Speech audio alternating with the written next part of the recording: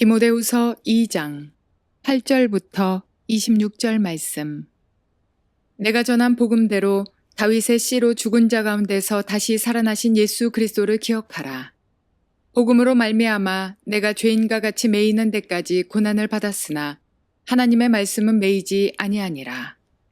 그러므로 내가 택함 받은 자들을 위하여 모든 것을 참음은 그들도 그리스도 예수 안에 있는 구원을 영원한 영광과 함께 받게 하려 함이라.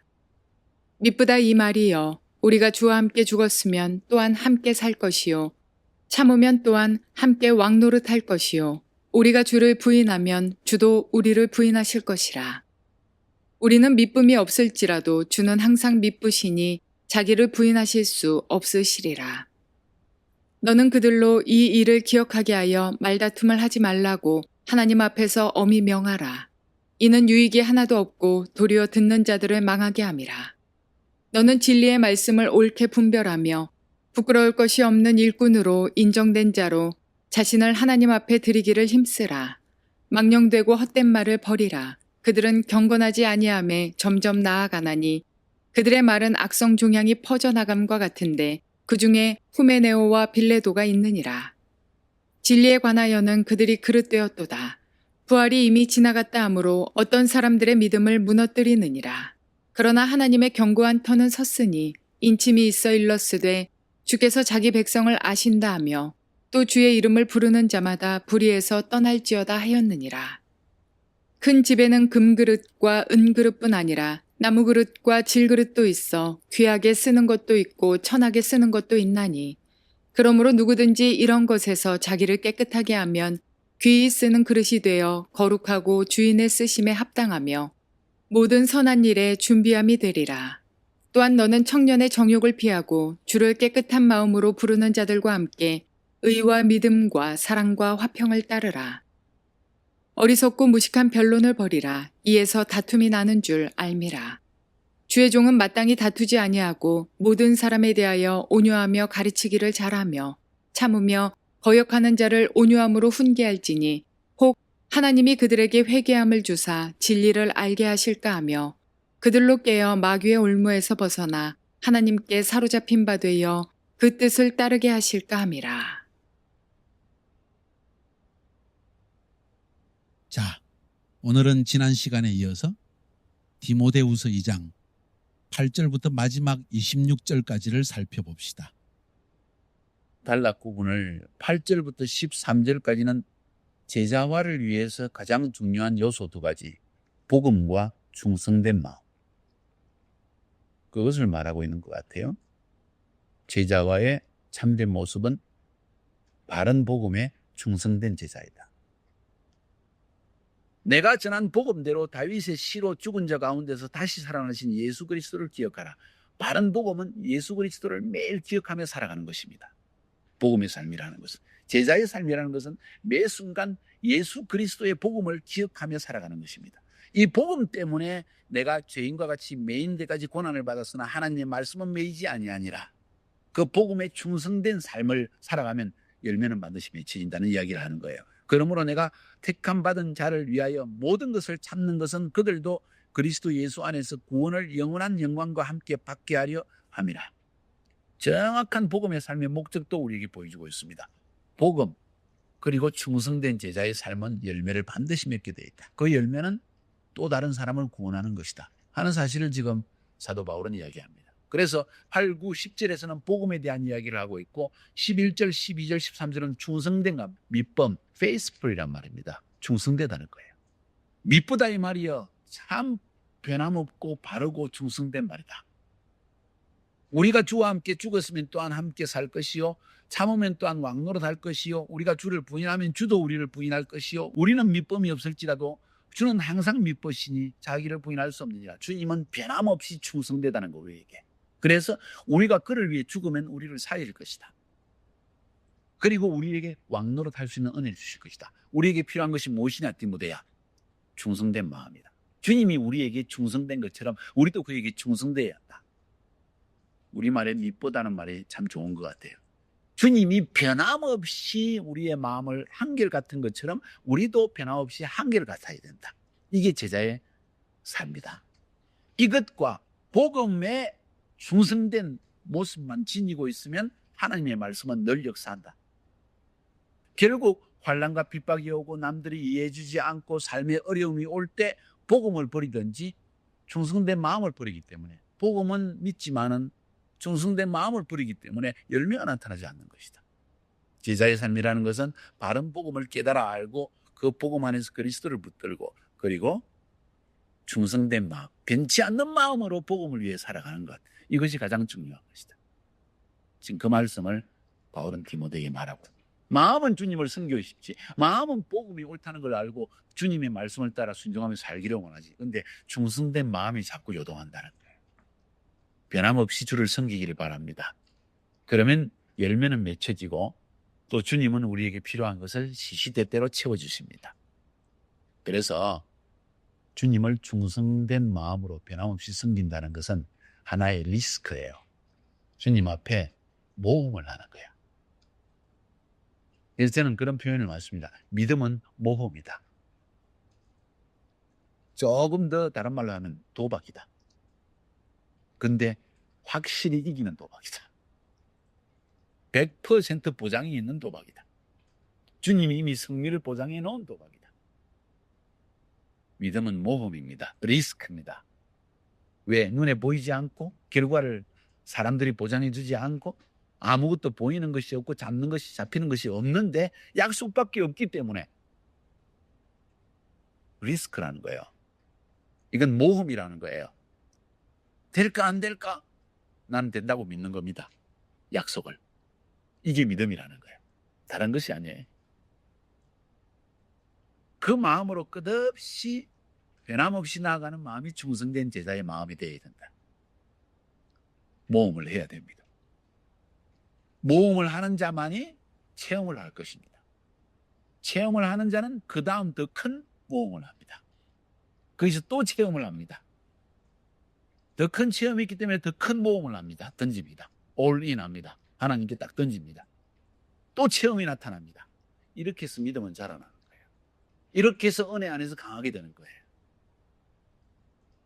그래서 우리의 발걸음을, 모험의 발걸음, 믿음의 발걸음, 신뢰의 발걸음을 내딛는다는 것은 우리 제자의 삶에서 기본 요소예요. 가장 중요한 것입니다. 내게 모든 것이 있기 때문에 주를 따르는 것은 믿음이 아닙니다. 없기 때문에 따를 수 있는, 없는 가운데서 따를 수 있는 것이 진짜 믿음의 발걸음이에요. 주님은 그 믿음을 인쳐 주십니다. 잘했다 하고는 우리에게 체험을 주십니다. 기적을 체험하게 도와주신다는 거예요. 그 다음 14절부터 26절까지의 말씀은 이제는 제자의 삶의 구체적인 교회 안에서의, 공동체 안에서의 혹은 관계 안에서의 제자의 삶은 이래야 된다는 것을 말하고 있습니다. 첫 번째로 14절부터 18절까지 부끄러움이 없는 일꾼으로 자신을 드리라. 부끄러움이 없는 일꾼은 어떤 사람이냐? 진리 안에서 부끄러움이 없는 일꾼으로 자신을 드리라. 아마 그 교회 안에서 하나님의 말씀을 핍박과 환난이 막 다가오니까, 그리고 예수 믿는 것 때문에 사자에게 찢겨 죽고 하는 모습을 쳐다보면서 이게 예수 믿는 건가? 하면서 부활에 대해서 의심하는 자도 생기고 많은 그 혼란들이 일어난 것 같습니다. 그 사실 때문에 오늘 성경에 말하는 후메네오와 빌레도 같은 사람은 악성 종양과 같은 말을 퍼뜨립니다. 무슨 말을 퍼뜨렸으면 부활 없다. 예수님만 부활하고 지나갔지 우리에게는 부활 없는 거야. 이런 말들을 합니다.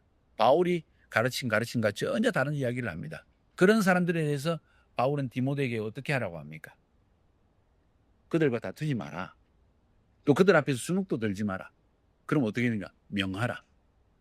이때는 하나님의 권위로서 지도자의 권세를 가지고 명령해라. 14절에 너는 그들로 이 일을 기억하게 하여 말다툼을 하지 말라고 하나님 앞에서 엄히 명하라. 멈춰라. 쓸데없는 말하지 마라. 성경에 없는 이야기들로 사람들을 혼란시키지 마라. 그래도 말을 듣지 않으면 출교시켜야죠. 쫓아내야죠. 왜? 교회 안에 다툼을 만들어내니까. 누룩이 퍼져나가니까.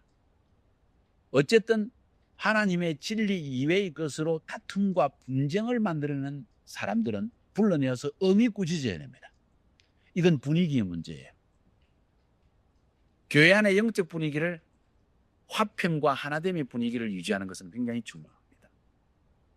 아무리 옳은 이야기를 가지고 한다 할지라도 다툼의 분위기를 만들어내는 자는 교회 안에서 아웃시켜야 됩니다. 개인적으로 불러서 엄격히 꾸짖어야 됩니다.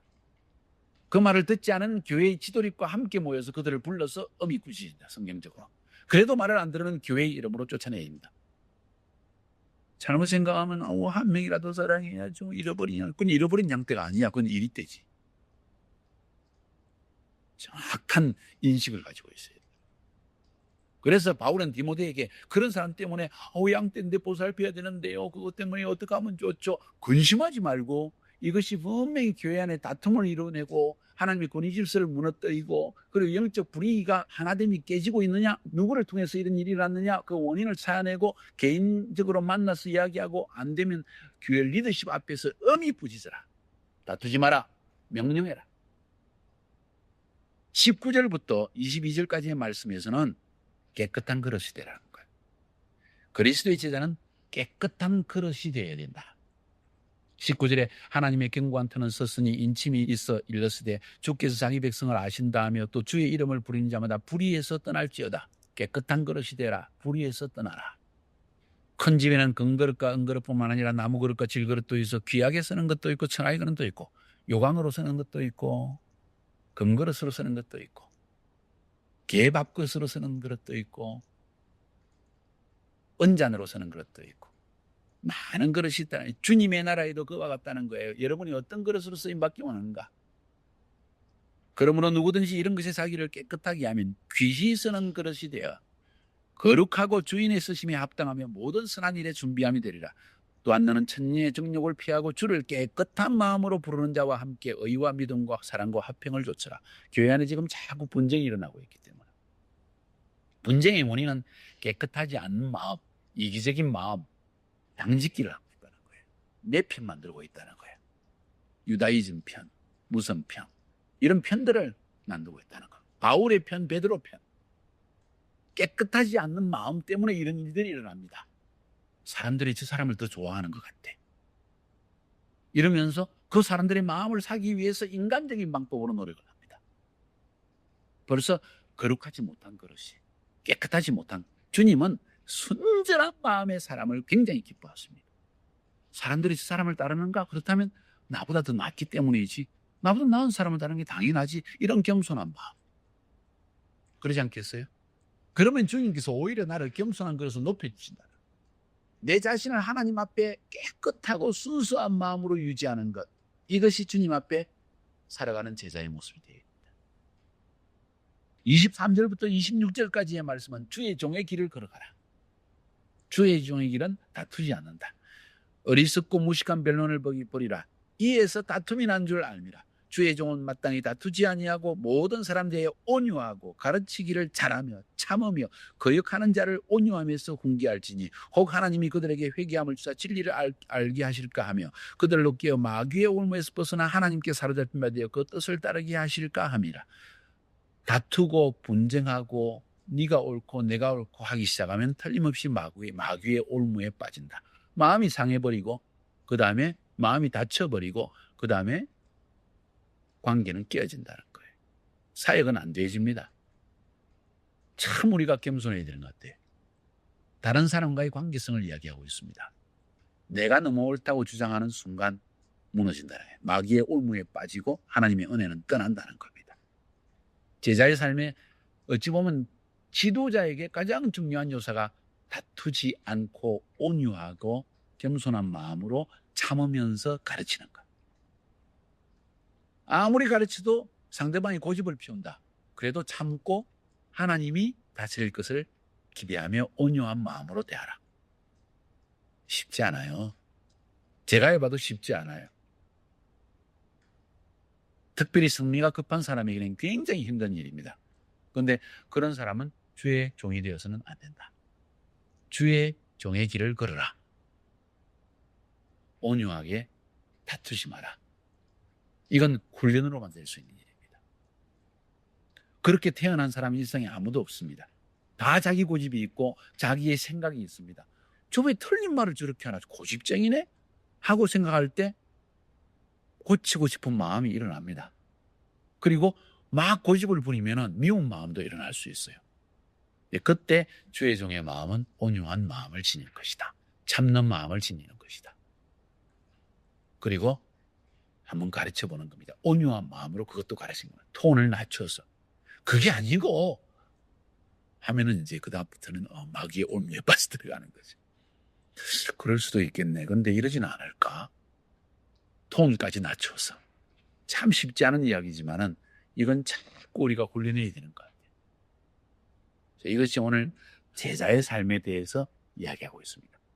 8절부터 13절까지 해서 복음과 충성된 제자에 통해서 하나님 나라는 확장된다. 14절부터 26절까지 해서는 제자의 삶은 이런 것이다. 특별히 공동체 안에서, 관계 안에서 제자의 삶은 이런 것이다 하면서 세 가지를 또 말씀했습니다. 우리가 제자의 삶을 살아가기 위해서 너무 중요한 말씀을 우리에게 던져주고 있습니다. 이런 제자의 삶을 살 수 있기를 주님의 이름으로 축복합니다.